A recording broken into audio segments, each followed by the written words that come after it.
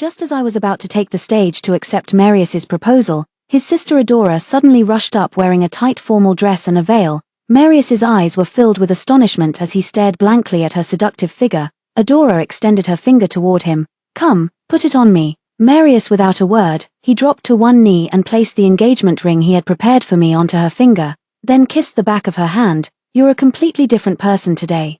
You always wear those baggy t-shirts and jeans. I had no idea you had such a great figure." Adora, she yanked his tie, and her fiery red lips instantly pressed against his cheek, followed by a slap on his butt. "Who told you not to pay attention to me normally? How many times have we slept together and you never even looked at me? Today I'm showing you that I can be your buddy, but I can also be very feminine." The scene erupted in a burst of commotion, followed immediately by teasing shouts.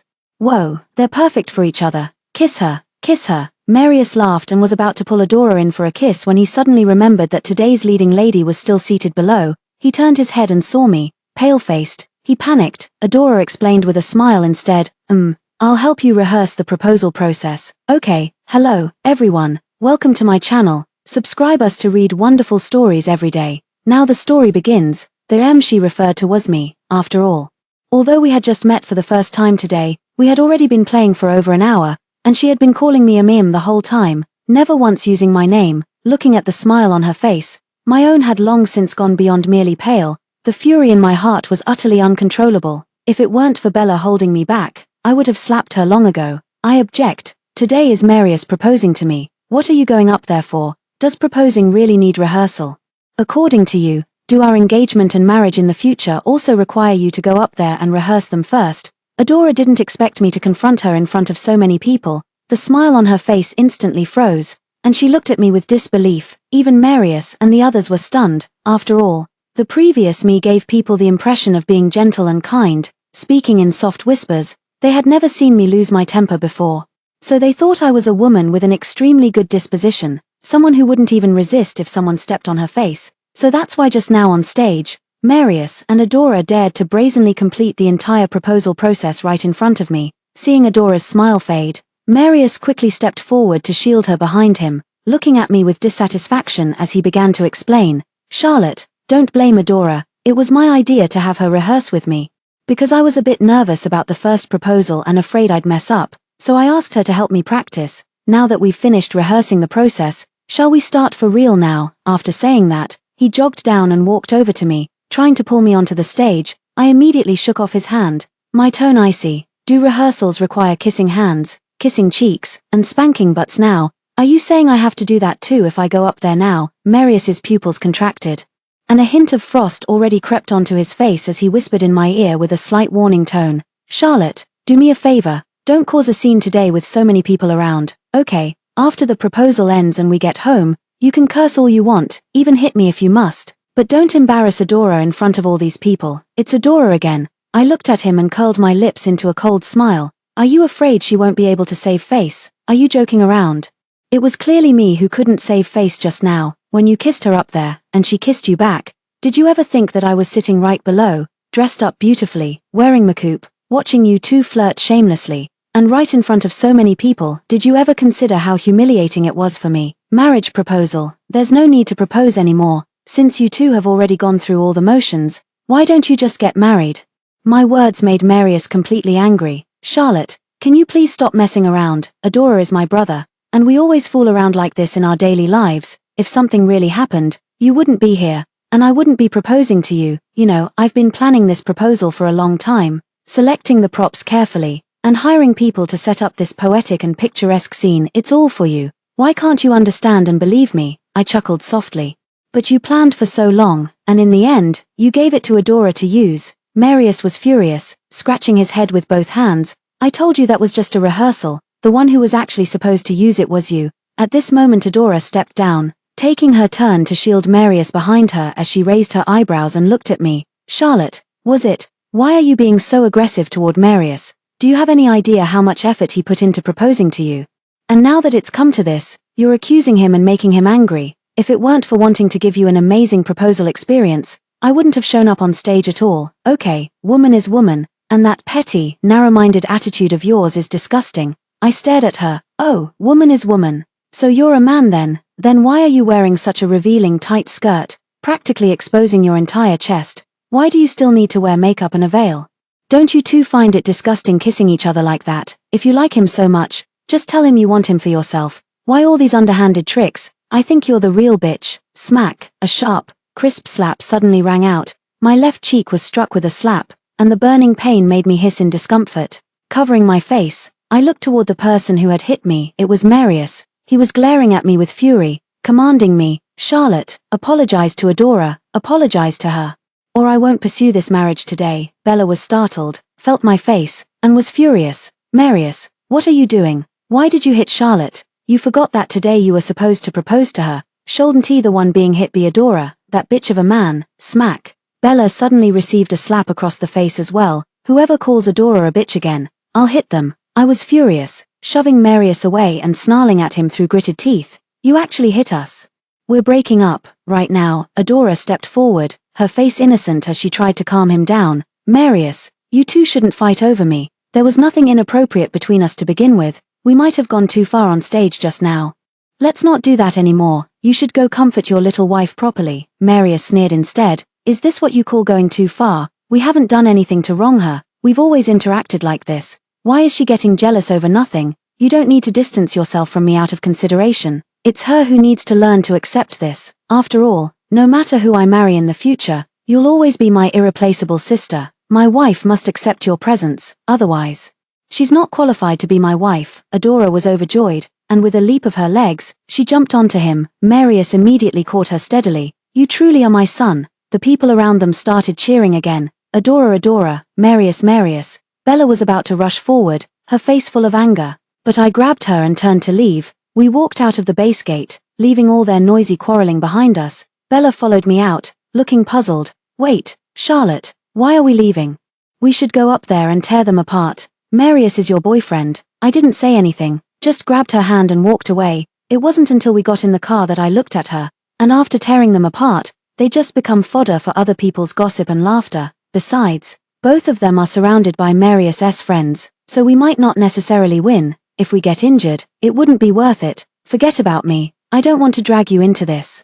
Now that I know he's such a scumbag, I'll just stay away from him. I don't want to waste my time and energy on him anymore. Bella looked at me, her tone still full of grievance. "You're just putting up a front, aren't you? I can see your eyes are red." I quickly rubbed my eyes and forced a smile. "Yes, after all, we've been together for over a year. It's fake to say I'm not sad, but compared to suffering while being together, I'd rather cut things short decisively now and make a clean break.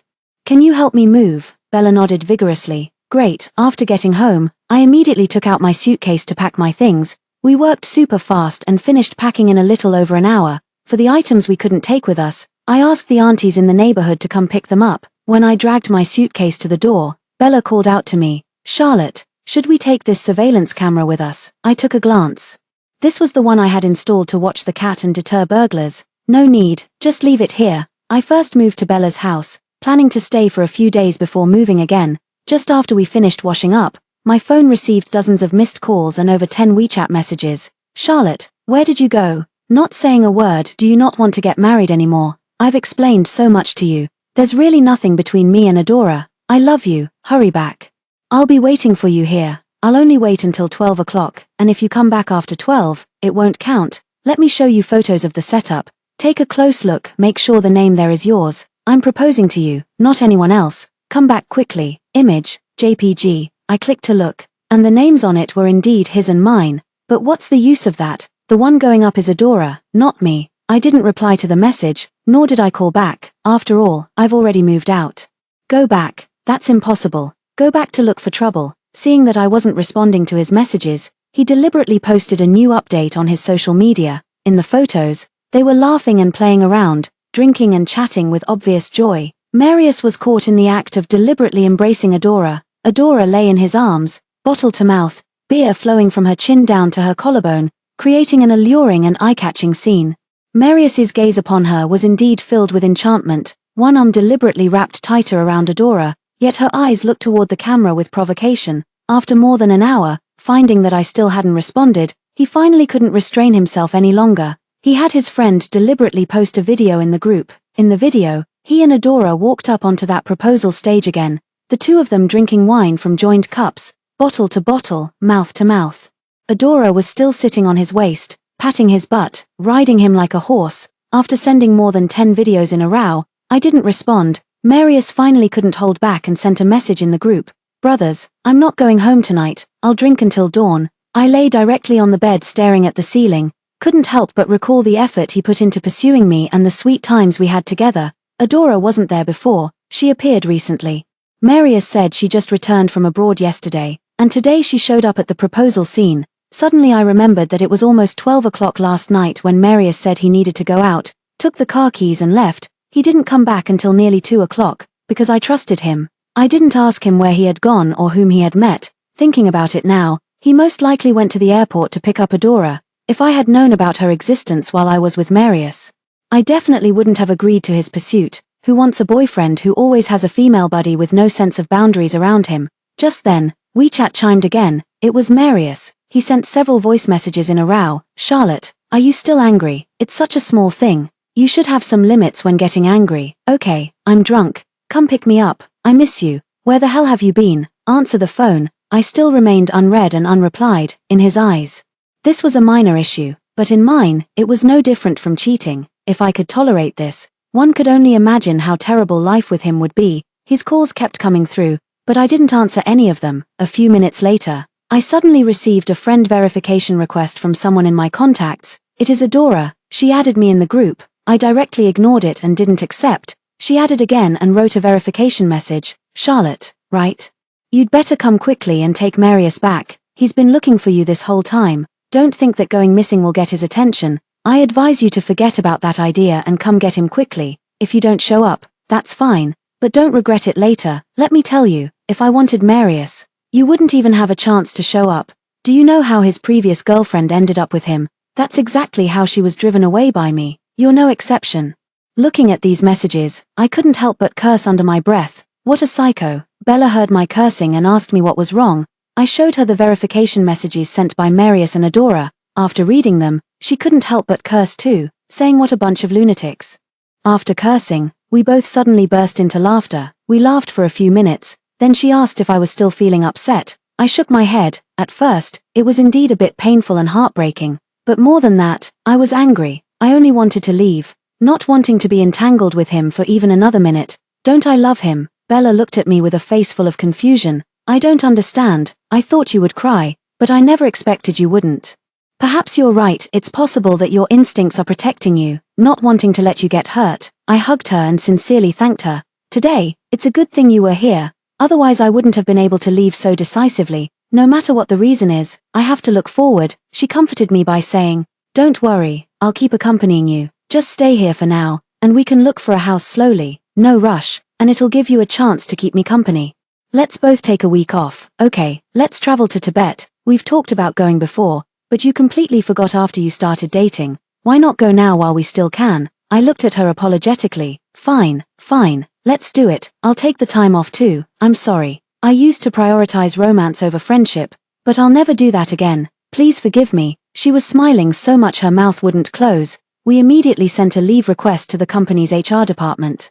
And after getting approval, we slept soundly. With her by my side, I actually slept quite well that night, no insomnia at all. The next day we got up very early, finished our makeup quickly, and headed straight to the high-speed rail station. I remembered someone mentioning before that taking the high-speed train to Tibet and gradually acclimatizing would help reduce altitude sickness, making it much better than getting off a plane immediately. We had just boarded the high-speed train, and I was putting away my luggage when my phone suddenly rang. I answered without checking the caller ID. The moment I picked up, I heard Marius firing several accusatory questions at me. Charlotte, where the hell did you go? You actually moved out. Your things are all gone. When did you move out? Why didn't you tell me? Are you still angry? Why are you so quick to get angry? When you get angry, you just move out. If we get married, are you going to run away from home all the time? Come back quickly. If you come back, I'll forgive you. Hey, say something. Where are you exactly? I'll come pick you up. Charlotte, I was utterly speechless. Since I can't avoid it, I won't try to hide anymore. The air conditioning on the high-speed train was cold, but my tone was even colder. Marius, we've already broken up. Don't call me or send me WeChat messages anymore. Goodbye. On the other end of the phone, Marius suddenly fell silent for a few seconds. Charlotte, no, don't hang up. What do you mean? Why are we breaking up? We're doing fine. Why are we breaking up? We've already met each other's parents. I proposed to you yesterday, and now you're telling me we're breaking up. I don't agree. I simply don't agree to break up." Hearing these words, I couldn't help but let out a cold laugh. "Have you forgotten who you proposed to? The one you proposed to was your female buddy Adora. Go marry her then. We're done. That's it. Goodbye." Without waiting for his reaction, I hung up the call directly. Bella looked at me. "What? Was it Marius calling again? Did he find out you're not home?" I nodded. "Yes," and she bombarded me with a bunch of questions too, just as neurotic as Adora. "Sure enough, those two are perfectly matched." Bella laughed. Who could say otherwise? As the high-speed train slowly entered Tibet, watching the scenery flash by outside the window, I gradually put Marius and Adora, these two terrible people, out of my mind. After getting off the train, the altitude sickness that followed made me even less able to think of these two people. We had departed in quite a hurry, so we hadn't prepared everything properly. As soon as I stepped out of the station, I felt difficulty breathing and short of breath. Bella was in better physical condition than me, so her altitude sickness wasn't as severe as mine. Seeing that I was about to faint, she anxiously asked passers-by where she could quickly buy an oxygen tank. After getting accurate information, she helped me sit down aside and rushed off to buy the oxygen tank. Her figure grew smaller and smaller in my eyes, gradually becoming blurred. I couldn't help but gasp for air in large breaths, the splitting headache making my entire mind go blank. The last thread of rationality in my mind replayed the first half of my life like a movie, and I felt like I was about to die. Just as my consciousness began to blur, a tube was suddenly inserted into my nasal cavity, and the next second I heard the sound of gas hissing as oxygen began to flow into my nose. I frantically inhaled the oxygen, and as the supply continued, my brain gradually cleared and my eyes began to see clearly again. I thought it was Bella who had come back with an oxygen tank. As a result, the moment I opened my eyes, a face brimming with sunshine and charm slowly filled my vision. "Hello, are you okay?" I tried to get up from the ground, but just as I stood up, I almost fell over again. He quickly reached out and caught me. "Are you alright? Did you come here alone? Here, take my oxygen tank first, and I'll go buy you 2 more. I shook my head, finally managing to find my voice. No, my best friend went to buy some. She should be back soon. Thank you though." He let out a sigh of relief. Just then, Bella returned with 2 oxygen tanks. Seeing the oxygen tank in my hands and the man beside me, she paused in surprise. He flashed a bright smile and introduced himself.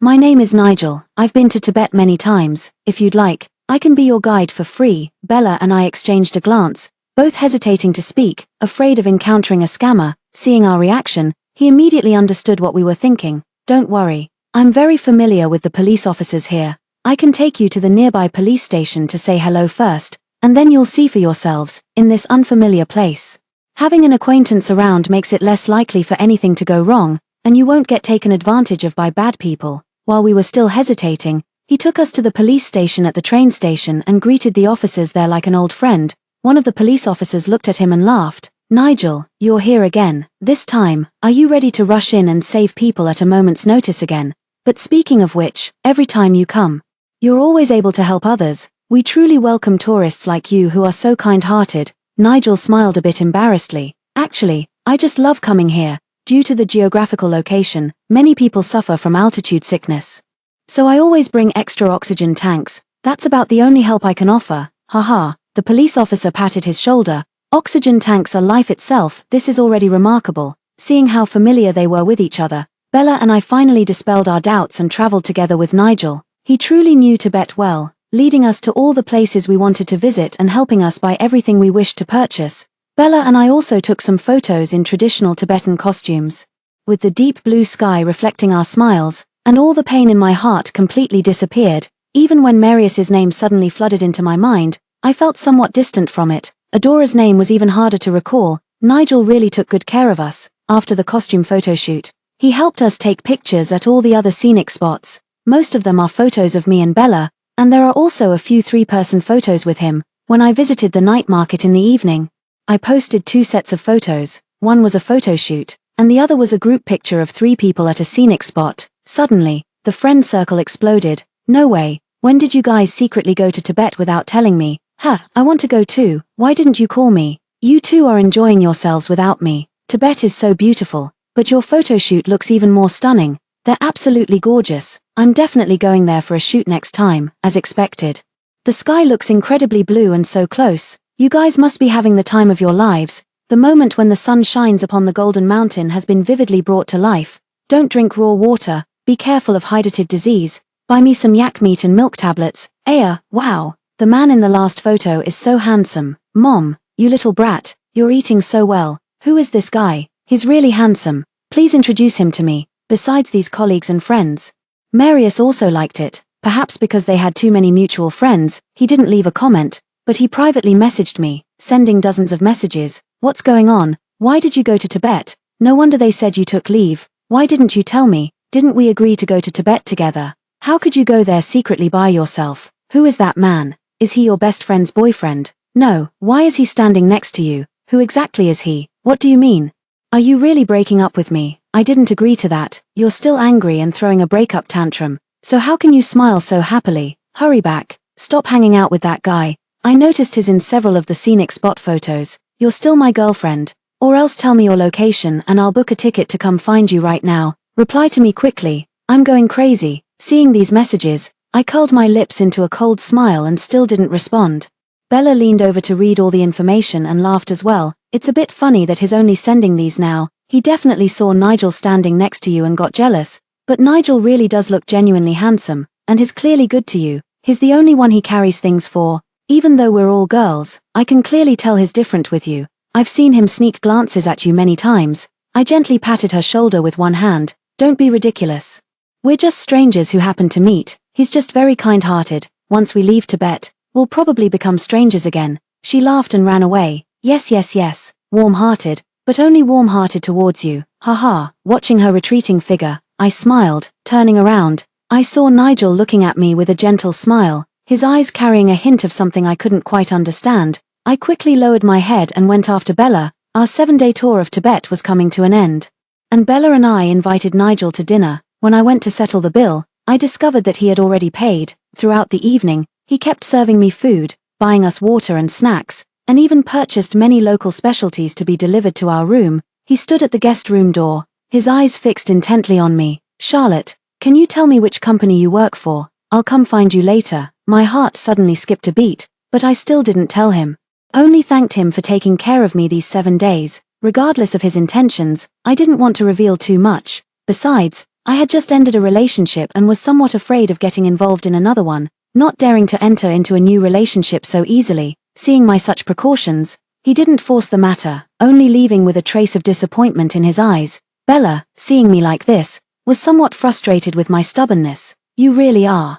Nigel obviously wants to pursue you, yet you won't even tell him the truth. How heartless. I looked out at the bustling traffic and softly replied to her, just leaving that scumbag Marius. I can't trust anyone else anymore. Although he's not bad, we've only known each other for 7 days. I'm not stupid enough to fall into another relationship. She walked over and put her arm around my shoulder. That's true. This Tibet trip should help you let go, right? I nodded, of course. Not even a single strand. Before going to bed that evening, Marius's phone calls and WeChat messages kept coming non-stop, but I ignored them all. Early the next morning, Bella and I set off for home. After a good rest, I gathered my spirits and went back to work. As soon as Bella and I arrived at the company, we ran into Marius head-on. When he saw me, his eyes lit up and he rushed over to me in a single stride. Charlotte, you're back. Do you know how much I've missed you these past few days? I was going crazy. If you had told me your location, I would have come to find you long ago. I shook off his hand that was holding mine and glared at him coldly. Marius, we've already broken up. Don't come here anymore in the future. We have nothing to do with each other's marriages. He looked at his hand that I had shaken off, his eyes filled with hurt as he stared at me. Charlotte, look at me. These past few days I really couldn't eat or sleep. My mind was full of you. I've become so haggard, haven't you noticed? I looked at his face, stubbled with a heavy dark circle under his eyes, his gaze dull and indeed very haggard. Looking at this face I once liked, now there was only disgust left. You do look quite haggard, and not very good looking either. Marius stared up at me in shock, his face full of disbelief. You hate me now? I stared back at him steadily. Yes. Bella also glared at him hatefully and made a sound of disgust, in his stunned silence. We walked to our workstations and paid him no more attention. We had just sat down when we heard the colleagues next to us whispering in hushed, mysterious tones. I heard the manager who's parachuting in today will come to the company for the first time. I'm really curious what kind of person they'll be. Me too. I'm praying he's a handsome guy. Wasn't it already decided that Marius would be promoted to manager? Doesn't that mean there's no hope for me? I glanced at Marius, who was standing frozen in place. He had clearly heard it too, and looked as if he'd been struck by lightning, unable to move. Just then, the deputy manager from headquarters entered through the company's main entrance with several others. The person following behind him was none other than Nigel. A meeting was urgently convened, at which the deputy manager solemnly introduced to us, "This is Manager Chi from headquarters. From now on, our branch will be taken over by him." Both Bella and I were shocked. Seeing disbelief reflected in each other's eyes, Bella giggled secretly in my ear. "Charlotte, look, Nigel actually came to our company. Don't you think this is fate?" I lowered my head and lightly slapped the back of her hand. Saying nothing, when I looked up at Nigel, I discovered that he was also looking at me. My face suddenly flushed red, and I quickly turned my head away to avoid his gaze. The result, however, matched Marius's ashen face. He must have also recognized Nigel as the man in the photograph. In this short hour, he had not only lost me, but also lost his chance for promotion. No wonder his face looked so terrible. After the meeting ended, Nigel called out to me as I was about to leave, "Charlotte, stay behind. Everyone else can go back to work." In an instant, everyone stopped in their tracks, all shocked that Manager Chi could call out my name when he had only been at the company for less than an hour. Bella exited with a mysterious smile, and the other colleagues had no choice but to leave as well, but Marius didn't. He was still staring at me fixedly in the conference room. Nigel glanced at him in confusion and asked politely, "What's your name? Why aren't you leaving?" Marius's face was already showing irritation, but he didn't dare speak out in anger. He could only suppress his displeasure and hold back his breath, refusing to say his name. "Then I'll go out first. Charlotte, I'll wait for you outside." I ignored him. After he left, Nigel walked over to me, stared at me intently, and suddenly smiled. "Miss Lin, you see how fate works its wonders. Even if you hadn't told your company, I would still have found my way to you." I looked up at him sharply. "Manager, please don't joke with me like this, okay? I have no heart for romance right now. If you keep joking around like this, I might just take you seriously." Nigel glanced at Marius outside the conference room door. "You seemed somewhat melancholy and downcast in Tibet at times, as if your soul had wandered off. Was it because of him?" I looked at his face in shock, and my mind went completely blank. He actually figured it out, while I myself hadn't noticed. Seeing my reaction, he smiled. "It looks like I guessed right. Don't worry, my feelings for you are genuine, but I won't use my position to pressure you. I'll pursue you properly until you say yes." Me. He laughed again. All right, I'll stop teasing you. You should hurry up and go to work. I'll drive you home after your shift ends tonight." Me. By the time I reached my workstation, I was still completely dazed. Nigel had shaken me to the core. He not only likes me, but has also become my boss. And now he's pursuing me. Any one of these things would be shocking to me. I was so lost in thought that I didn't even notice when Marius stood beside me. Seeing that I didn't react for a long time, he angrily threw out a wait for me after work and left. I came back to my senses and watched his retreating figure, then silently cursed under my breath, "Idiot." After work, I remembered that both of them had said they would walk with me, but I didn't want either of them to. So I had no choice but to sneak away by myself. But I didn't expect that as soon as I stepped out of the company building, Marius grabbed aside and questioned me. "Charlotte, you've got some nerve, don't you? I told you to walk with me, and you just left on your own. What are you still angry about? I've come to you humbly now. What more do you want? I've already decided to keep some distance from Adora, and try not to fool around with her anymore. Is that fine with you? Besides, even if I did play around with Adora, you took a photo with Manager Chi too, so we're even." My brain short-circuited a bit as I looked at him with a confused expression and asked, "Adora, who is that?" I really didn't mean to ask him that. I just genuinely couldn't remember for a moment. Marius was stunned, staring at me in disbelief. "Adora, you've forgotten. You, Charlotte, you really don't love me anymore. Otherwise, how could you have even forgotten Adora?" I suddenly let out an "ah." "I remember now, she's the female buddy who was fooling around with you, right? She must really love you. You two are together. I'll leave first." But I was pulled back by Marius after just one step. "Charlotte, you really don't love me anymore. You can't do this to me. I haven't let go, and I never will." I turned back to look at him, my eyes devoid of any emotion. "Marius, do I look like I still love you? Do you see any trace of you left in my eyes?" "Nothing left. From the day Adora ran up to the altar to propose, there's been nothing. So please, don't come bothering me anymore. I just want to live my life in peace." Marius refused to believe it. However, he grabbed me forcefully, pulled me into his arms and held me tightly, then lifted my chin forcefully to kiss me. "Charlotte, don't go. You can only be mine, mine. I never agreed to break up." A wave of nausea surged in my heart. and I struggled desperately to break free, but his grip was too tight. I couldn't escape, so I could only keep my mouth tightly shut and shake my head left and right to avoid his kiss. Just when I felt like my jaw was about to be bruised from his grip, Marius's face was suddenly punched aside, and then I was pulled away by a force, landing in a tall man's arms. A familiar shout rang out from above. "Marius, isn't it? You're openly harassing others, I'm calling the police." Still shaken, I looked up to see Nigel's face flushed with anger. My eyes immediately reddened. Tears nearly falling, Nigel looked at me and comforted me, saying, "Don't be afraid, I'm here." Marius completely exploded, covering his mouth with his hand and looking at me with bloodshot eyes. "Charlotte, have you fallen for him? But I'm the one who loves you, you can't like someone else, and besides, you've only known each other for such a short time. What if he's a scumbag, a liar?" I looked at him and curled my lips into a cold smile. "I don't know if Manager Chi is a scumbag or not. But I already know that you are. He was only protecting his subordinate, it had nothing to do with romantic love. Please don't make assumptions. Besides, I've already told you that our future marriages will have nothing to do with each other. You can marry Adora, and whether or not I marry, or whom I marry, is none of your concern. If you harass me again, I really will have you locked up." Marius immediately shot back. "He wasn't protecting his subordinate, he was looking at you the way a man looks at a woman he's infatuated with. Don't try to fool me." At that moment, Nigel spoke in a cold voice. "Since Charlotte doesn't like you, stop, you're not mistaken. When I was traveling in Tibet, I fell in love with Charlotte at first sight. Everything about her aligns perfectly with my aesthetic. Clearly, you've hurt her before, but that's fine, you're already in the past, her future will only be with me. This time I can let you go, but I won't give you another chance to harass her." Marius was stunned, panic flashing across his face. "What are you going to do? Don't even think about using your position to make things difficult for me." Nigel just sneered.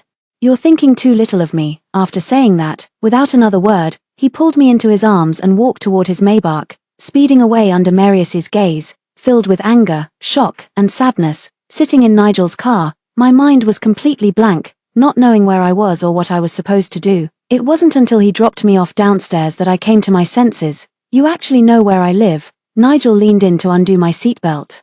A hint of weird atmosphere flowing through the air, but after finishing, he just gave me a deep look before smiling and explaining, "I got your information from HR, so now I know everything about you." He gently stroked my hair, looking at me with doting eyes. "You should go up now. From now on, I'll be the one to pick you up and drop you off for work, so you won't be targeted by others." Just as I was about to refuse, he pressed his index finger against my lips. "No refusal allowed.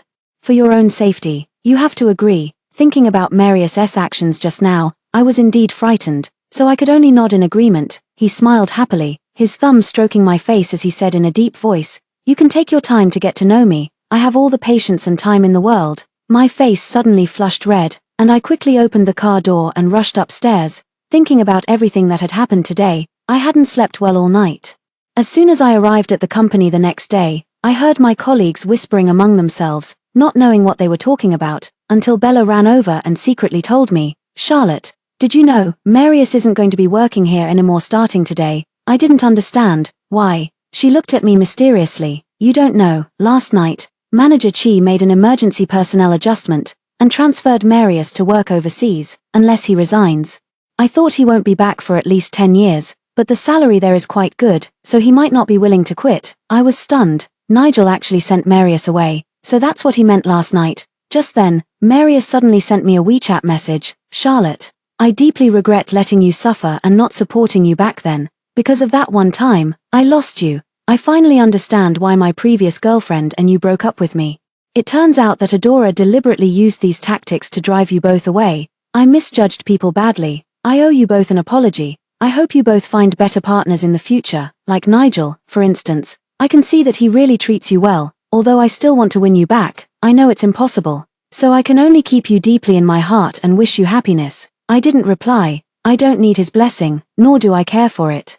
Lifting my head to look at the manager's office, I happened to meet Nigel's affectionate gaze, tinged with a faint, unreadable smile. My heart skipped a beat once again. Although I might not end up with him in the future, at least the feeling right now isn't bad. After all, who knows what the future holds? 1 year later, I suddenly heard news of Marius from a mutual friend. The engineering project he was stationed at had problems. When he went to inspect it, he stepped into empty air on the external scaffolding and fell. although he didn't die, he lost both legs and would have to rely on a wheelchair for the rest of his life. When I heard this news, apart from feeling a pang of sighs, I had no other feelings. Nigel looked at me and asked with a smile, "What's wrong?" I told him the news in a casual manner. He was surprised for a moment, then returned to normal. "So you see, one shouldn't be too much of a scoundrel when you hurt people. Karma will eventually catch up with you. Unlike me, I've only ever had eyes for you in this lifetime, not seeing anyone else at all." I laughed and punched him in the chest. "You're always teasing me." He grabbed my hand and pleaded with me. "Come on, Charlotte. When will you agree to let me pursue you and take me home to meet your parents? I'm begging you." I smiled as I looked at him. "Let's take another look, shall we?" He looked on the verge of tears, full of grievance. All right. I'll keep trying." End. Story 2. Ollie only drinks black coffee, but every time we travel together for work, I bring him a cup of bubble tea. Colleagues tease him about changing his ways, but he just rubs the characters Yuan Yang on the cup and quietly says thank you to me. I lower my head to sip my own cup, secretly happy inside. This is our unspoken little secret, known to no one else, as his girlfriend of 5 years. He used the excuse of avoiding office romance gossip to forbid me from going public. I had grown accustomed to keeping my distance from him at the office. Handing him documents had to be done with professional detachment, every message in the group chat had to be carefully worded, and even entering his office required coming up with various excuses, until that day, when the intern Diana handed him a cup of bubble tea in front of everyone, with a clumsily drawn heart on the cup in marker. He took it from her with such natural ease, even casually ruffling her hair. Diana tugged at his sleeve, coquettishly saying, "Mr. Ollie, I deliberately used less sugar, try it." Only then did I realize that avoiding impropriety was a rule meant only for me. That evening, I submitted my resignation and bought a one-way ticket home.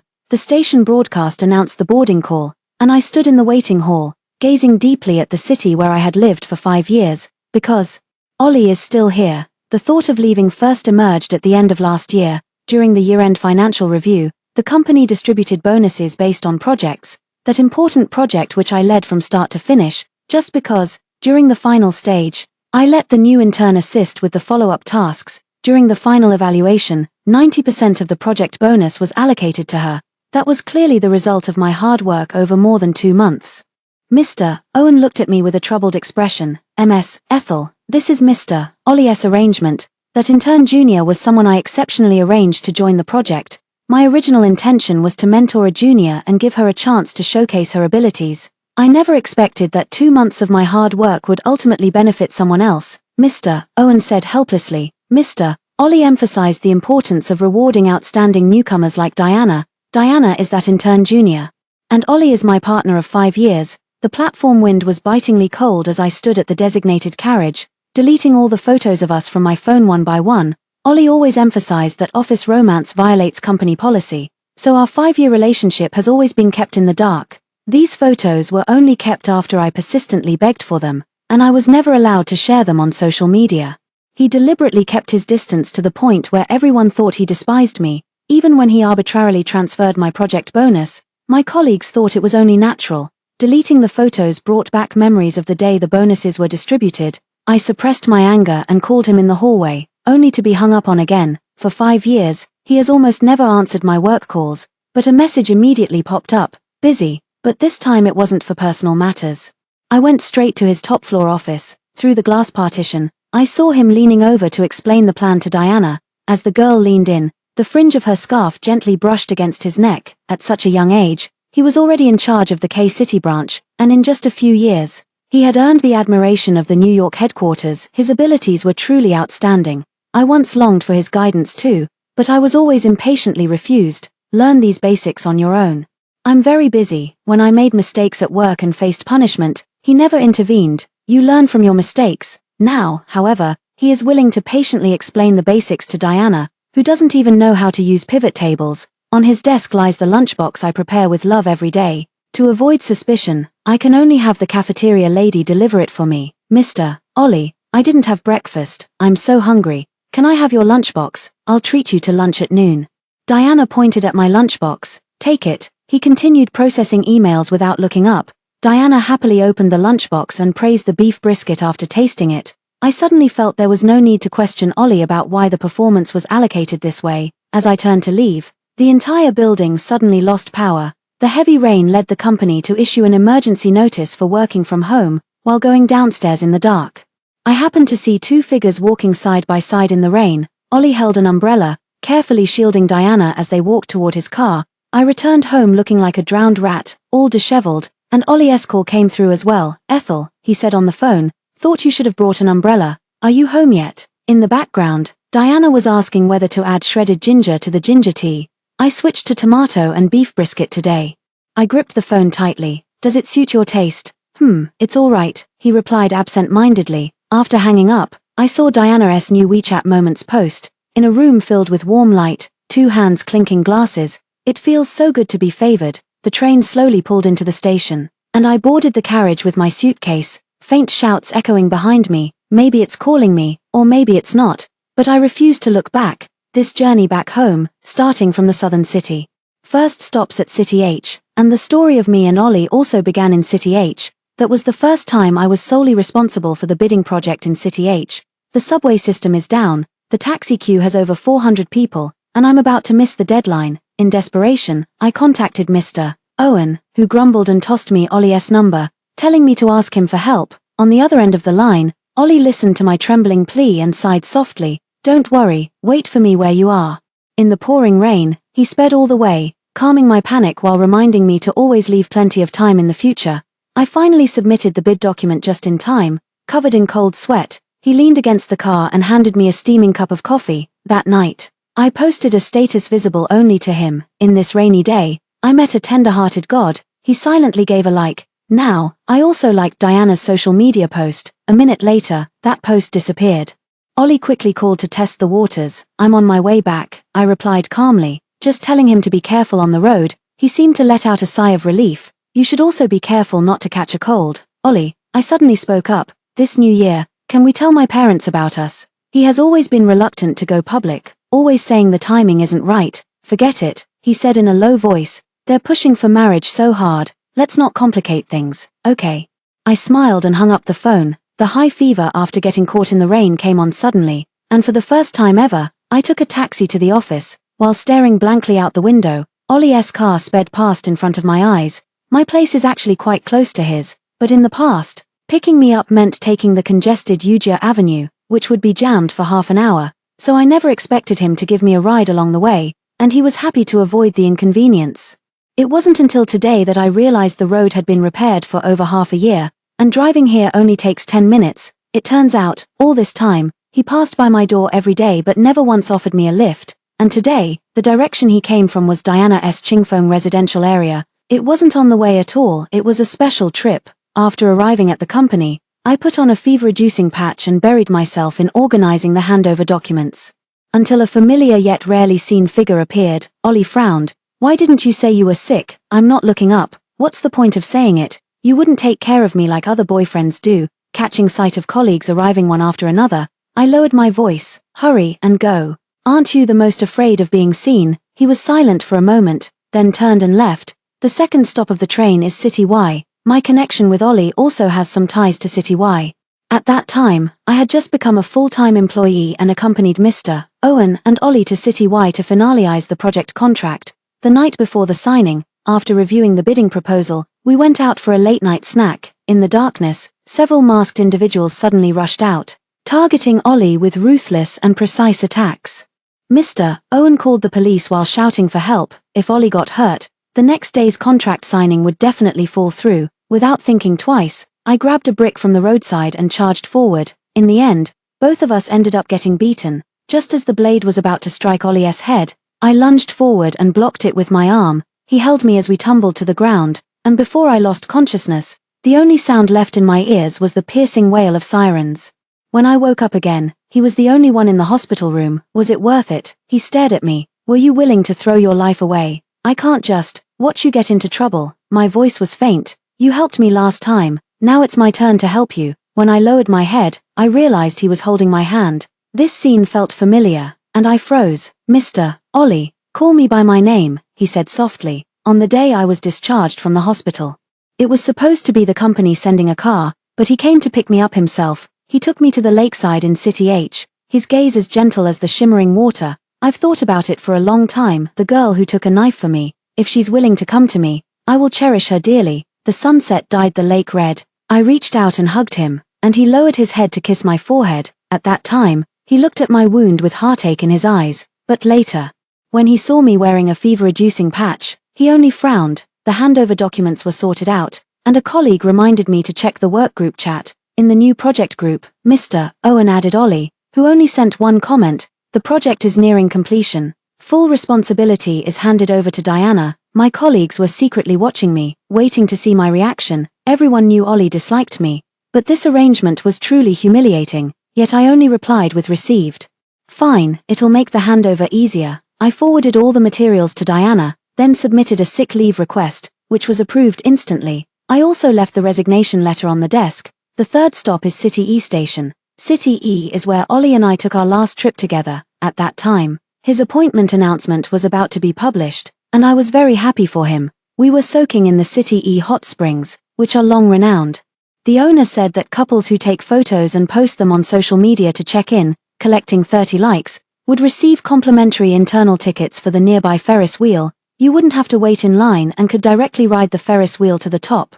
Legend has it that if a couple kisses at the highest point of a Ferris wheel, they will be happy together for life and never part. I wanted to post a grouped WeChat moment. Ollie wouldn't let me. The company strictly forbids office romances. You know that. I know. I set up a group, so colleagues won't see it. Have you never heard of the 6 degrees of separation theory? Every 6 people are connected. No, the risk is too great. Later, we bought tickets and went to the amusement park.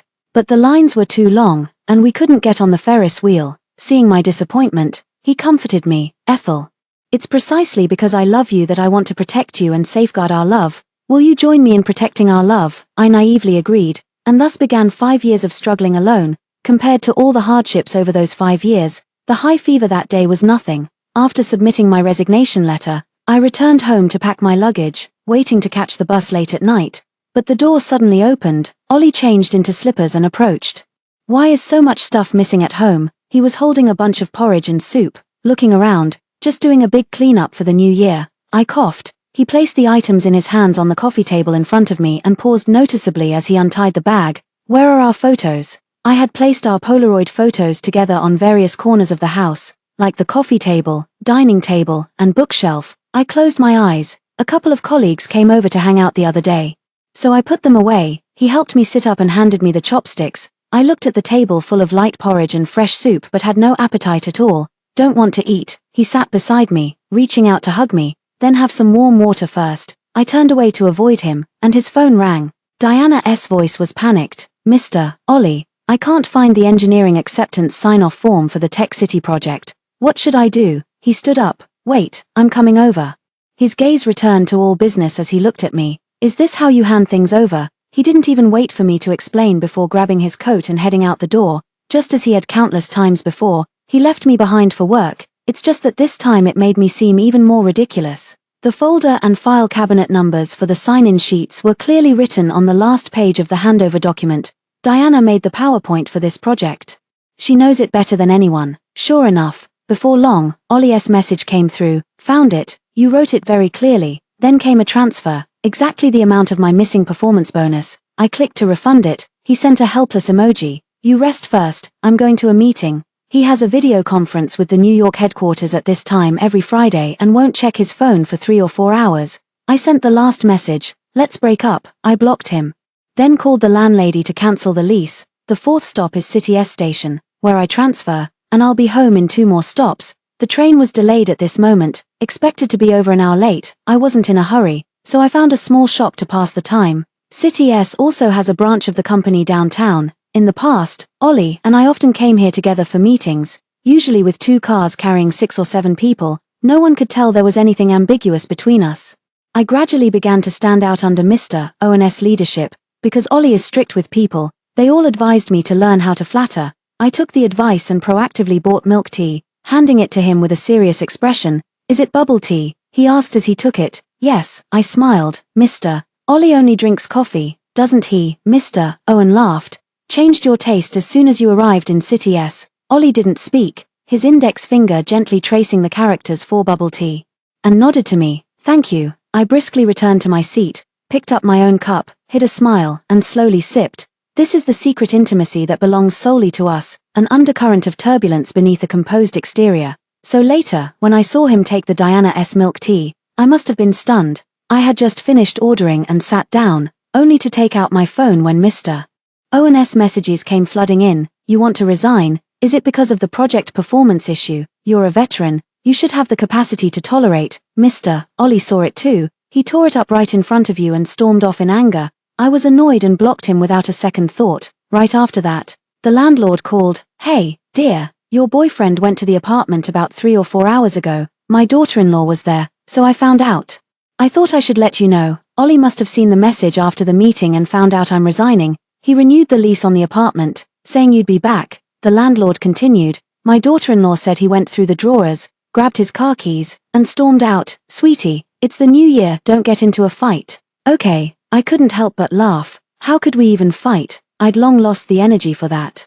The phone indicates that calls from the blacklist have been blocked, 99 plus. I didn't check to see who it was. I sipped my milk tea while watching a movie, and when I figured it was about time, I stood up to head to the waiting area. Just then, the shop attendant called out to a new customer. What would you like to drink, sir? Bubble tea, milk tea. A familiar voice rang out in the bustling shop, and I looked up, with a livid expression. Ollie stood there, snow covering his shoulders. Answering her through almost gritted teeth. What, isn't it too sweet for Mr. Ollie? I shrugged and pulled my suitcase, ready to leave. Then he snatched the suitcase with one hand and dragged me out of the milk tea shop with the other. Unfortunately, the Spring Festival travel rush had the waiting hall packed shoulder to shoulder, leaving almost no quiet spot for this guy to vent his anger. He pulled me toward the exit. Let's talk outside. This exit is exit only, so I dug my heels in. We can talk right here. He had no choice but to stop in a less crowded corner, slamming his suitcase down with a thud, the veins on his forehead visibly bulging. Ethel, what do you mean by this? I'm going home for the new year. I glanced at the red delayed notice on the departure screen. I went straight to the station after leaving your place. His eyes were bloodshot. I called out to you. Didn't you hear me? Still using that bossy tone. No, I shook my head. If the train was delayed as expected, maybe he really would have caught up with me. It was all fate. I drove all the way here at top speed. The snow on his shoulders had melted, leaving a damp patch. If this train hadn't been delayed, were you just planning to disappear like that? Then what else? I sighed. I went home. It's not like I died. You're angry because I misunderstood that you didn't handle the handover properly. Right. He grabbed my hand. Every time we had a fierce argument, he would trace the source back to that one trivial matter that sparked it. He clearly knew that was just the tip of the iceberg, the final straw on the camel's back. I shook him off. Mr. Ollie, I've already resigned. This is the last time I'll call you that. I hope you can show some decency, resignation, dignity. He let out a cold laugh. I haven't approved your resignation, nor have I agreed to the breakup. But it seems like both of these are decisions I can make unilaterally, I said.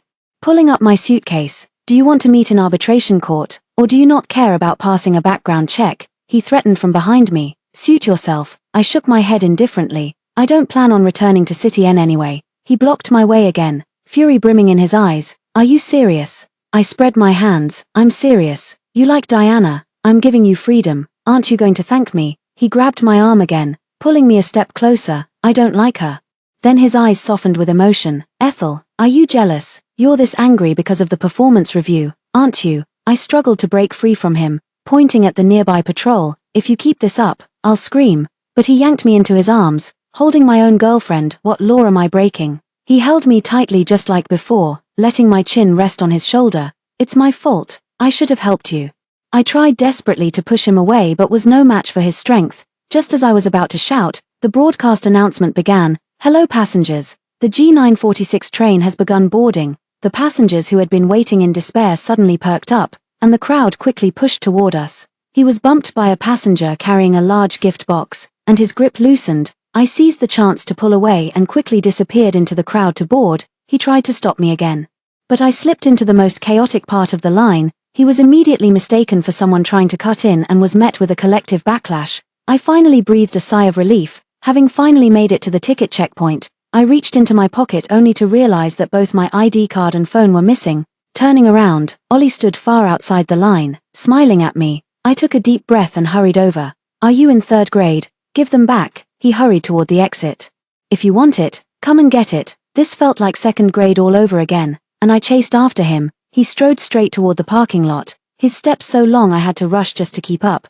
Give it back, I cried, frantic as the final boarding announcement echoed over the intercom. "You changed the lock screen and the password too." He stood by the car, looking at my phone. My previous lock screen was a photo of our backs at an amusement park, which looked so much like a stock image that he graciously allowed me to use it. Now I've changed it to a picture of my pet dog, and the password has been switched from his birthday to my dog's. "Get in the car." He opened the passenger door. "I'll take you home." I reached out, my patience wearing thin. "Ollie, are you trying to seize someone else's property?" He pushed me into the passenger seat, leaned over to hold me down with one hand while pulling the seatbelt to buckle it with the other. He leaned in, looking at my furious face. "Go ahead, call the police, file a lawsuit. You can spend this spring festival tangled up with me." During the peak travel period of the spring festival, the highway was bustling with speeding cars, yet inside the vehicle, silence reigned. I felt relieved after confirming we were heading home, then turned away to catch up on sleep. "Has the fever gone down?"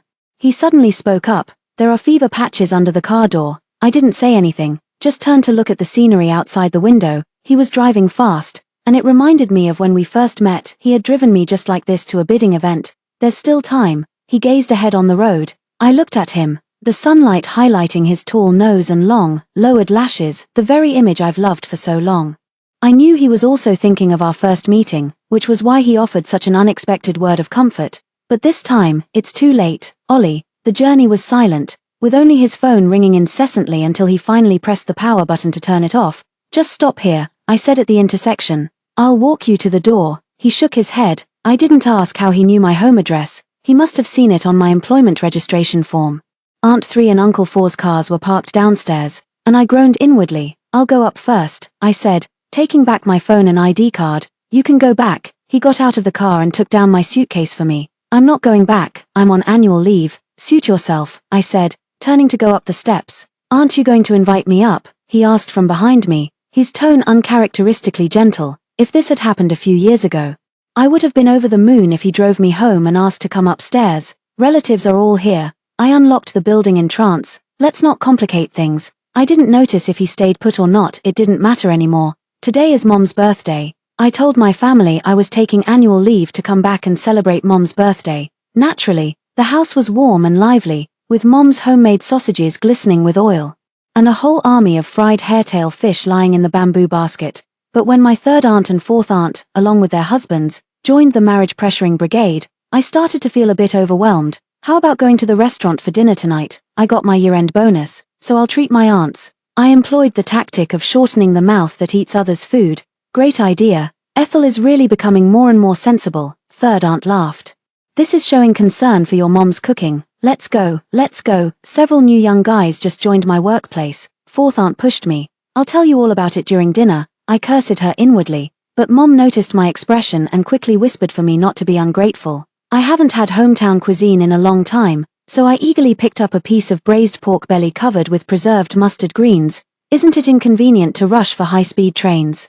When you get married, have your mom give you a car as a dowry," Aunt San suddenly said. I had no choice but to put down the pork belly. "Aunt San, are you moonlighting as a car salesperson at a 4S store?" "Ethel, come take a look at this young man." Aunt Sai enthusiastically brought over her phone. "He just started working last month. They're joining a workplace, not a matchmaking agency." I stared at the savory braised pork in my bowl. "Since when did you become so sharp-tongued?" Mom put down her chopsticks. "If you don't get married and have kids soon, no one will burn Joss paper for you after you're gone. Then I'll burn plenty for you both, and when I join you down there, you can share some with me," I said softly. "You." My mom slammed her chopsticks on the table. If it weren't for the server pushing the door open to serve the dishes, she probably would have smashed the braised pork right on my head.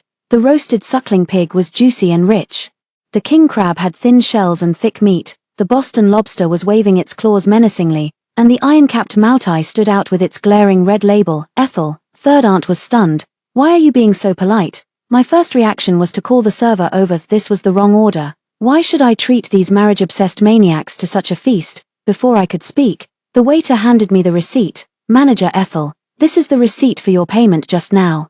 Then the waiter said to them in a monotone voice, "Manager Ethel just said, since we're all family, it's hard for her to speak directly, but the elders really don't need to worry about her." Then he clenched a roll of red bills in his palm and left, leaving us petrified. "Manager Ethel," Mom looked at me puzzled, yet her eyes held a hint of pride. "Keep your comments to yourselves." The wine-loving third uncle set up the liquor dispenser.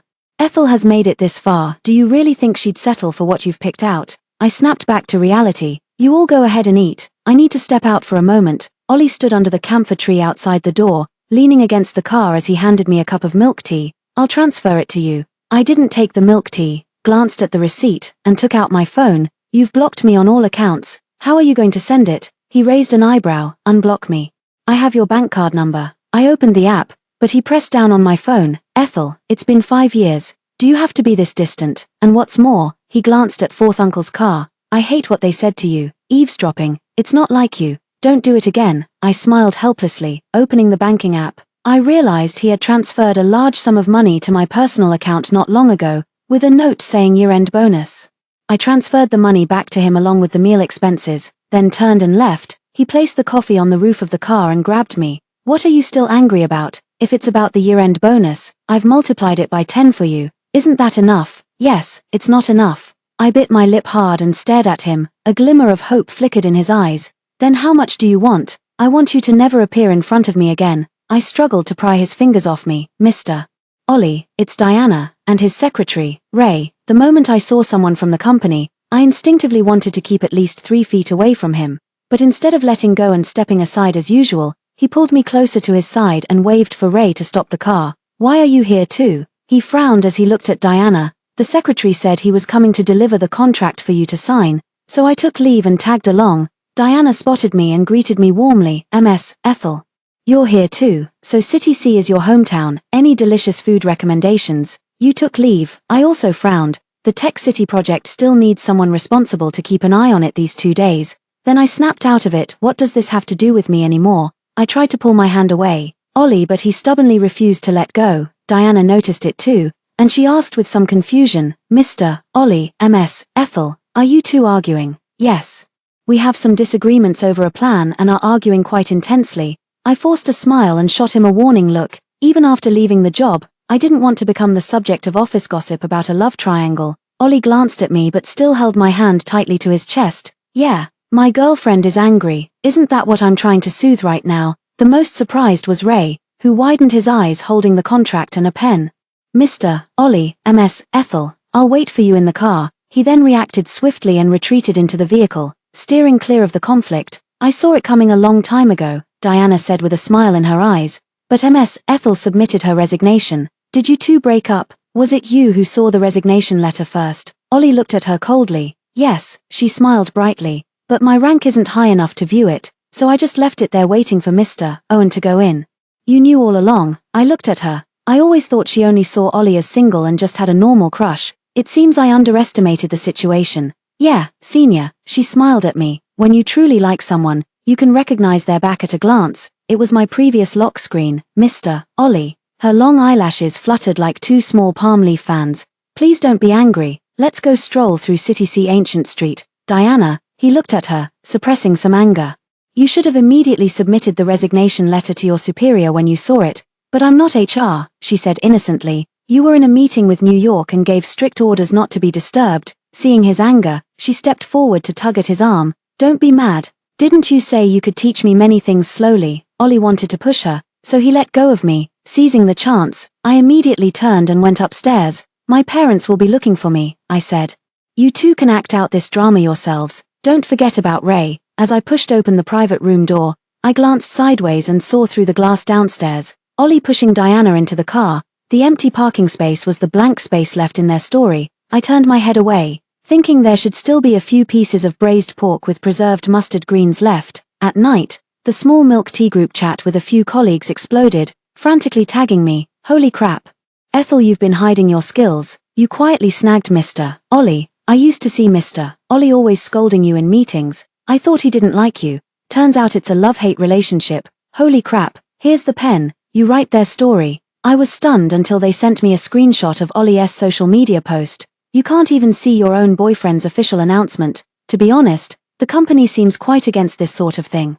Did you two plan for one of you to resign? He only posted one photo, my sleeping face, taken not long ago when I was catching up on sleep at my desk after pulling an all-nighter. The caption was simple. Together till our hair turns white, going and returning side by side. I don't know whether to be surprised by when he secretly took that photo of me, or by his sudden public reveal. We've broken up, And I've resigned, I replied in the group chat. Holy crap. I saw you left the main group and thought you were playing hardball with Mr. Owen over the year-end bonus. No way, it's already a bad ending. Wait, is it because of Diana? She's been pestering Mr. Ollie a lot lately. This is so dramatic. I put down my phone, my mind in turmoil, and dialed Ollie's number. He answered instantly. Ethel, what do you mean? I walked to the balcony, lowering my voice, giving everyone melons for Valentine's Day. Haven't you always wanted this? He said, confused on the other end of the line. I did it, after I resigned. Right, I sneered. I told you, I didn't approve your resignation. He also suppressed his anger. Whatever it is, we'll face it together. Aren't you scared anymore? I said, dripping with sarcasm. Ethel, he said into the phone, his voice trembling. What do I have to do to make you stop being angry? We've already broken up, I said through gritted teeth. Your behavior is causing me trouble. You're still angry about the Diana thing, aren't you? He replied, avoiding the question. I made everything clear to her that day. I hung up the phone. Messages in the group chat kept coming in. Diana's call also came through. I hung up. She called again, and I finally answered impatiently. What do you want to say, senior? She sobbed on the other end, but her tone refused to back down. I know you really want to break up, but I won't let go. Do you think forcing Mr. Ollie to warn me will make me give up? I will definitely win him over. Good luck with that. I skillfully blocked her, still couldn't escape the fate of becoming gossip, but soon there will be new topics to overshadow it. People, the worst thing is to take themselves too seriously. I adjusted my mindset and fell into a deep sleep in the freshly changed bedding, breathing in the fragrant scent of sunshine. The next day, it suddenly began to snow. I woke up to a bright light outside the window. And when I pulled back the curtains, sure enough, snow was falling like cotton fluff, and frost had formed on the roof tiles. Ethel, I heard you on the balcony talking on the phone late last night. My mom leaned in. Are you seeing someone? No, I said, shoveling fried rice into my mouth, just discussing a project with a colleague. She gave me a look that said I know what's up and added, just make sure you manage the pace yourself. I had no choice but to leave. Afraid that she and my aunts would launch another round of marriage pressure tactics, so I grabbed my laptop and slipped out. I deliberately stayed out until after dinner, only to find my parents both on the balcony watching the fireworks. Is it pretty? Is it pretty? I put down the takeout skewers and joined them. The ground, blanketed in white snow, reflected the dazzling fireworks. The sky was brilliantly lit, filled with the festive clamor of a New Year celebration that seemed to stretch to the heavens. Amid the scattered brilliance, the characters Forsway and were clearly pieced together. Whose wish is this? And it just happens to be our Ethel's name. Mom clapped her hands. You're bound to have good luck in the year of the snake. Look how perfect it is. Dad laughed along. My heart sank, and sure enough, I caught a glimpse of a familiar, frail, and solitary figure standing downstairs. What? Do you want to turn into an ice sculpture and be gawked at tomorrow morning? He took the scarf I handed him, a flicker of amusement in his eyes. This is my version of waiting at the gate in the snow. Do you like it? Then he sighed to himself. The fireworks factory here isn't up to par. They couldn't make the character and for you, so we had to use pre-made characters. Ollie, I said with a bitter smile, what exactly are you trying to do? You want to forgive me?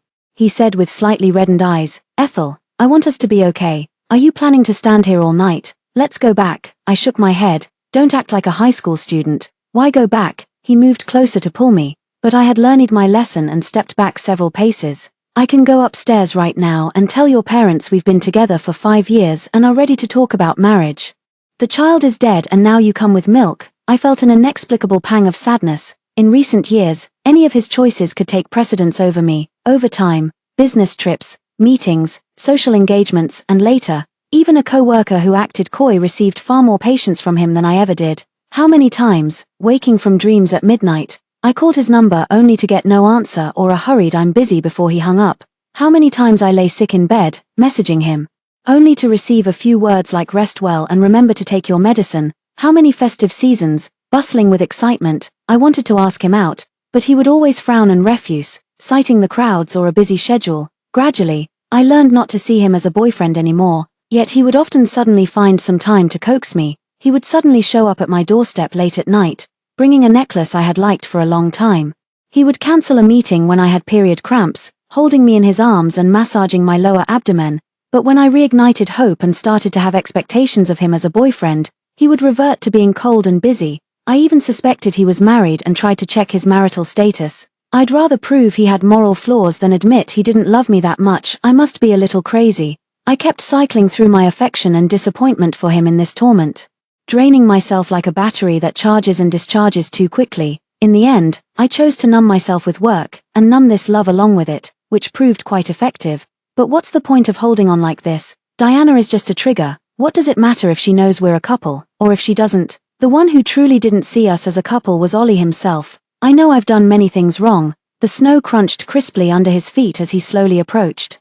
Looking down at me, I was too self-righteous. Ethel, I thought, you thought that no matter what you did, I would always love you the same way. I looked at him, he looked at me with reddened eyes, unsure how to explain. When I was a child, I learned a poem. What is life's journey like? It should be like a swan's footprints on snow. I looked at the footprints in the snow. Our feelings are just like those fleeting marks, covered by a heavy snowfall in no time. Let it go. I turned to leave, but was pulled back into his embrace. He held me tightly, unwilling to let go. Ethel, look over there. I looked up and saw, not far in the woods, 2 snowballs stacked into a snowman, ugly yet endearing. It felt like we were back on that winter day, laughing at each other as we looked at the 2 ugly snowmen we had spent half the day building. 5 years had passed in the blink of an eye, just a few thousand days. Yet it felt like a lifetime ago. We're not just shallow footprints. He pressed closer to me. We have these ugly snowmen. We have a whole 5 years. Tears welled in my eyes as I gently pried his hand away. These 5 years have been a nightmare for me. Except for the beginning. I looked at him. No, no. He shook his head, his voice trembling, and raised his hand to wipe my tears. But I dodged. I will always love the person who raced through the rain to save me. But you are no longer him. Or perhaps, from the very start, I misunderstood. He was rushing me to submit a bid, while also hurrying to rescue Diana, who couldn't find the signing document. Diana, no different, with red-rimmed eyes. He stared at me in a daze, while I resolutely turned and walked away quickly, pushing the door open. My mother looked at me and was startled. You're frozen like this. I entered the bedroom. That boy Auntie mentioned, arranged for us to meet. The next afternoon, I sat awkwardly across from the boy Auntie had dragged along, facing each other at the coffee table. Patrick. He handed me a creamer. Ethel, you really don't remember me. The name sounded vaguely familiar, and I fell into deep thought as I looked at him. His face suddenly overlapped with the memory of that boy on the playground, laughing heartily and wiping sweat after a slam dunk. Oh, I slapped my forehead. Back then, everyone called you the madman, as expected. They weren't wrong. The end of blind dates always leads back to high school classmates. I smiled, resting my forehead in my hand. You haven't changed much. Things have changed. Even if I know you're watching the game now, I won't slick my hair with half a bottle of gel anymore. He pouted. I was amused, and the awkward atmosphere instantly lightened quite a bit. You've changed a bit too, he said, looking at me seriously. You've matured a lot. I tore open a creamer. Yeah. After years of grinding like a workhorse, how could I still be the same as I was in school? He smiled lightly. Ethel, did you just decide to go on a blind date this year? The spoon stirring the coffee froze in the cup. How did you know? Because I've been asking your family through various people for 6 years. He said with a bitter smile. You only agreed this year. I widened my eyes and looked at the person across from me in disbelief. All these years.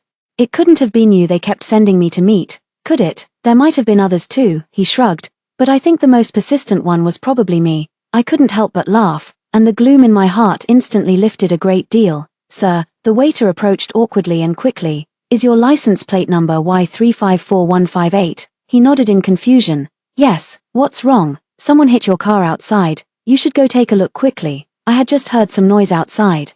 So I jogged out with him. The driver at fault was Ollie, who took the to-go coffee from the server as if nothing had happened. His burgundy Bentley was pressed tightly against Patrick's little blue car, with the front end crushed out of shape. Sir, I was parked inside the parking space. You're fully at fault, Patrick said, trying to keep his temper in check as he negotiated. Of course, I've already reported it to the police and insurance, but it's going to waste your time.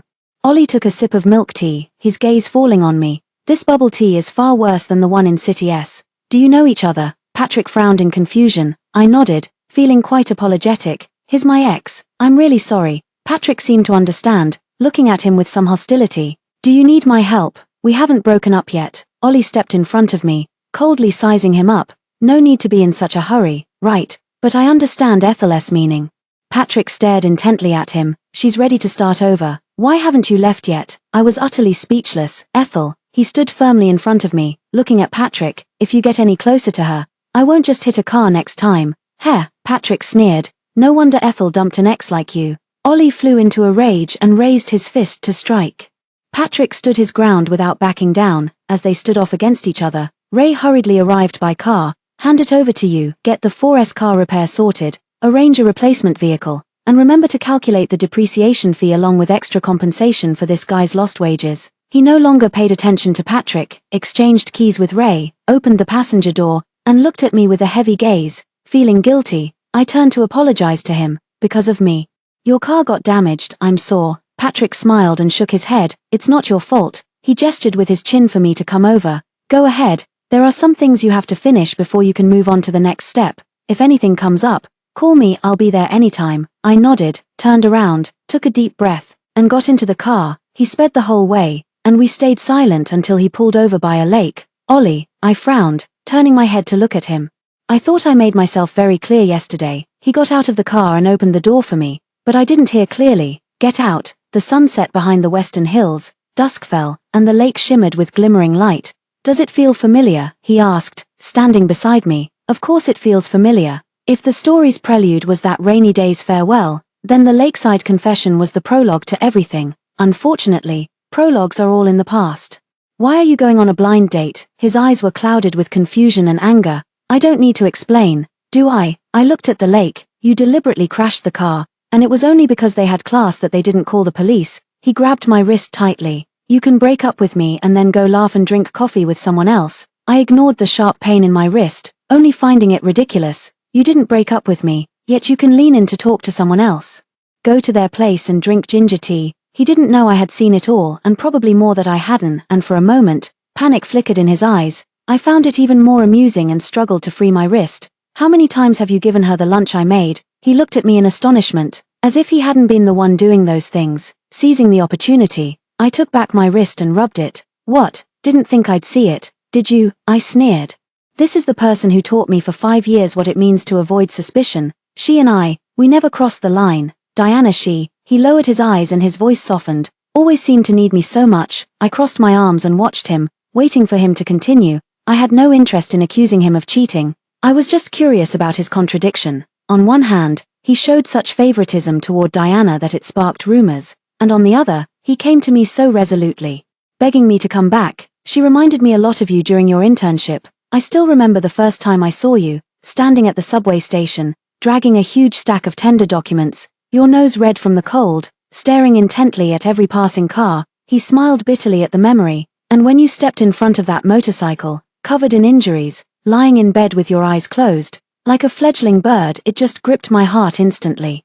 During the time we were together, I was facing many evaluations. I pushed you away many times, always saying I was too busy, telling you to learn to handle things on your own. He smiled bitterly. Gradually, you really became more and more capable. I watched you lead the team with efficiency and handle emergencies with ease. You needed me less and less. He wanted to grasp my hand to prove his words were sincere, but I just looked at him quietly, and he awkwardly let his hand drop. But Diana, he took a deep breath. She doesn't seem afraid of me scolding her for being clumsy, and she doesn't care what others say about her. She just sticks to me, saying she can't do anything. She'll look at me with bright eyes and praise me. When the power goes out, she grabs my arm and says she's scared. She says she's afraid of cutting her hand while slicing ginger. She says she sprained her ankle and begs me to pick her up. Ollie, I found his reasoning as absurd as a fairy tale. Are you saying that even if you were cold to me, I shouldn't have given up on you, that I should still have begged for your help and acted coy with you, or else it's my fault if someone else takes advantage? That's not what I meant. He shook his head, his eyes reddening. I don't like her, it's my fault. He pushed me to cut off all reliance on him with his indifference, only to use my independence as an excuse for his own wavering heart. I guess every cloud has a silver lining. I wiped away the tears of frustration. If you had treated me like you did Diana, I wouldn't have learned so quickly. In that sense, I should thank you. I took out my phone to call a ride. Thanks to him, I've completely lost my fascination with the sunset lakeside today. Ethel, he pulled me over, forcing me to look at him. I love you. His voice trembled slightly, just like when he confessed his feelings back then. I didn't even realize how much I love you. I removed his hand. I can't bear this. Don't go. He reached out to hold me from behind, but I turned around and slapped him. If you keep pestering me or do something as absurd as today, I'll call the police. He didn't dodge, letting me slap his face until it swelled up high, just looking at me with sorrow. If I fire Diana and write you a guarantee that nothing like this will ever happen again, Will you come back? Even now, he still thinks all I care about is Diana. The return you anticipated exists only in your dreams. Another round of the same old argument broke out at home, only this time, they were even more self-righteous. You've already met that young man, Mom said earnestly. It's about time to settle it while everyone is here. The young man came back and said you were very nice. Dad looked puzzled. And you're the one being picky about him. I'm begging you. I tugged at my hair. We just met for the first time. And you're already fast-forwarding to marriage. You're almost 30. My mom glared at me through gritted teeth. If you don't marry soon, you'll only be chosen by divorced men. Getting married is your duty as a child. My dad's face darkened. They've even asked about the bride price. How sincere is that? I'm going crazy. What responsibility do I even have? Do you actually care about my happiness? Or are you just concerned about your reputation in front of others? Talking as a family. Mom was startled. What's gotten into you? Let me tell you, if you keep being this stubborn, you'll regret it sooner or later and end up alone. Dad glared at me. I sneered through my tears. The news is full of husbands killing their wives or committing insurance fraud. Third uncle beats his wife when he's drunk. Fourth uncle cheats one after another while fourth aunt pretends not to know. You just can't wait for me to end up like that. Can you? All couples live like this. There must be some good ones too. Mom roared. Don't talk back. Let me tell you, a woman without marriage is a failure. No matter how successful her career is. Dad sighed deeply. I slammed the door and stormed out. Good thing I didn't tell them I quit my job. Or marriage would be my only way out. I have no doubt that they love me, but once the phrase continuing the family line is mentioned, it's as if they've been put under a spell. Patrick rushed to apologize to me. I'm sorry, Ethel, he said, his face full of panic and regret. I just told my dad that I really like you. And he went ahead and discussed dowry and wedding dates with your fourth aunt. I was shocked when I found out, and I argued with him before running out. It's okay. I understand you. I looked down at myself, having run out in slippers. I'm in no hurry to get married. He handed me a cup of hot cocoa. Let's take it step by step and let things happen naturally. Patrick, I took it but shook my head at him. I just got out of a serious relationship. I don't want to jump right into the next one and use you as a band-aid. That wouldn't be fair or respectful to you. It's okay. I expected you to turn me down. He sat down beside me, looking up at the snow on the branches. Ethel is still the same Ethel. Thank you for the hot cocoa, and thank you for your persistence. I took a sip and smiled gently. It's really warm, this cup of hot cocoa. I've been holding on to it since the winter mornings of my first year in high school, and only today did I find the courage to give it to you. He smiled at me, his eyes full of certainty. I've waited 6 years. I don't mind waiting 2 more. I was speechless for a moment, helplessly raising my laptop bag and shaking it at him. I need to find a place to work on my resume. All right, he nodded, his gaze deep and fixed on me. You won't be coming back to City N, right? Yeah, I understood what he meant. I won't be back. I was halfway through revising my resume when my mom called, saying someone had come to propose a marriage. I thought it was Patrick's dad making decisions for his son again, sighed, and hurried back home. Why do all these parents urging marriage seem to have a 100% similarity rate? Until I saw Ollie sitting on the sofa. This young man is so well put together, hard-working at his job, and so generous. Auntie 3 came to visit again, her smile tinged with a hint of sourness. Our Ethel is really so fortunate. I trembled with anger. Who told you to just barge into someone else's house? Get out, I'm calling the police. The back of my head was slapped by my mother, who was holding a plate of fruit. Calling the police during the new year. Can't you be a little nicer to people? Ollie stepped forward to protect me. Auntie, Ethel and I were arguing. It's normal for her to be upset. We weren't arguing. We broke up. I gritted my teeth and glared at him. Are you out of your mind? Yes. I'm out of my mind. He lowered his voice and looked at me. I won't stand by and watch someone else marry you. It's normal for young couples to have little quarrels. Third aunt smiled at me. He's already bought you the gold jewelry. This phoenix crown is so magnificent. He said there's no limit to the bride price. You can ask for millions if you want. He even said he'd sign a voluntary gift agreement. Just look at this. Just look. Only then did I notice the coffee table piled high with an array of gold items and gift boxes, which complemented the Chinese-style decor in the room, creating an atmosphere of perfect New Year abundance. Take them back. I pointed at those things. And you get out of here right now, then we can part on good terms. Why? He looked at me innocently. I genuinely want to marry you. I took out my phone to call the police, but my mother snatched it away and tossed it aside. Third sister, you can head back first. Mother nodded politely toward third aunt. I need to have a few private words with the 2 children. All right. Third aunt reluctantly placed the gold bracelet back into the box. Little Ann. This child is really, Ollie, have some tea. Mother gestured for me and Ollie to sit down. Auntie, Ollie still wanted to say something. You've said a lot of sincere words just now, and I can tell that you truly care about our Ethel. I was about to speak, but my mother signaled me to keep quiet. I never imagined you two have been together for over 5 years. Mom took a sip of tea. Ethel, this child, always keeps everything to herself, auntie. It was all my fault for not being mature before, but now I understand. Ollie lowering his head to look at the tea leaves in his cup, he mumbled like a child who had done something wrong. In the past few years, whenever I called Ethel, she was either just finished crying or in low spirits. Mom glanced at me with heartache in her eyes. Later, she was almost always working overtime and rarely answered the phone. We're back in our hometown and can't do much to help her. So we just send her some food and drinks. I don't know what you two argued about, but I do know that since she came back this time, Ethel has clearly been much more relaxed. Without that suffocating feeling, Mom pushed the gift box on the coffee table toward him. So I don't agree to your marriage proposal. Go back to City N. I widened my eyes and looked at her. Was this still the same Mom who had roared this morning that it didn't matter who I married? What are you doing?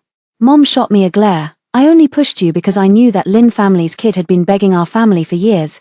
Did you really think I'd just drag anyone in to be my son-in-law? Ollie turned pale and looked at us in despair. Ethel, Ollie, you're a good kid. You'll find a nice girl. Mom patted his shoulder. Be polite now. See him out. Ollie stood up, nearly stumbling unsteadily. All these years, I've wronged Ethel. Consider this my way of making it up.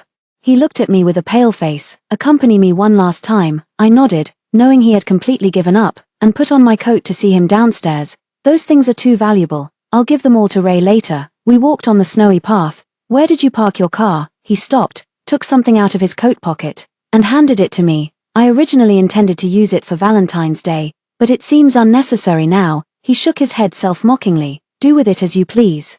I opened it to find a massive diamond ring, glittering brilliantly in the snowlight. It's beautiful, I said, handing it back to him. Keep it. You might need it someday. He took it, then suddenly flung it far away, looking at me with eyes full of sorrow. If I had proposed to you half a year ago, you would have agreed, right? I nodded. I see. He chuckled softly. I deserved that. Let's end it here. I saw his car. Goodbye, Ollie. Goodbye. He stood by the car, watching my figure fade into the distance. My previous company didn't make things difficult for me and handled my resignation procedures remotely. The bubble tea group chat occasionally discusses new gossip, but I only check it once in a while. Diana was still fired, and she made quite a scene. Ollie didn't show up. Only having HR hold her accountable for the project's mistakes. After that, Ollie resigned. Everyone was stunned. He was clearly the candidate being groomed by headquarters to take over the China region, but he quietly flew off to Silicon Valley without even attending his own farewell party. I said goodbye to those lovely young ladies and left that bubble tea group. In April, the grass grows and orioles fly, kites drift in the east wind. And the boy holding hot cocoa is still waiting for me downstairs. Life has many diverging paths north and south, but fortunately, I've walked each step myself, and none have been in vain. The end.